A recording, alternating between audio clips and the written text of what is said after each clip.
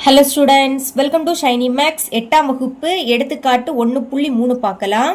5/17 மற்றும் -10/19 ஆகியவற்றை ஒப்பிடுக.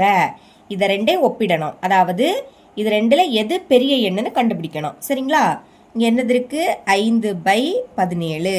இனி கொஞ்சம் ஸ்பேஸ் விட்டு இதை எழுதிக்கலாம். -10/19. பாருங்க, இங்க எந்த குறியீடுமே இல்லை. எந்த குறியீடுமே இல்லாட்டா பிளஸ் இருக்குன்னு அர்த்தம். பிளஸ்ல இருந்துன்னா அது மிக எண். இனி மைனஸ், இந்த மாதிரி ஒரு மைனஸ் இருந்ததுன்னா அது என்னது? குறை எண். சரிங்களா? இது பிளஸ்ல இருக்கு, இது மைனஸ்ல இருக்கு.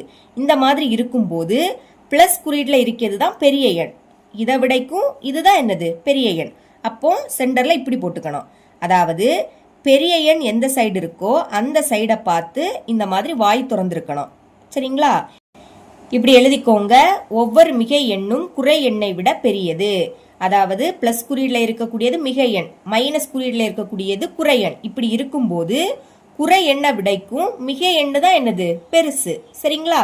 அதான் எழுதியிருக்கேன். இவ்வளவுதான் இந்த சம்.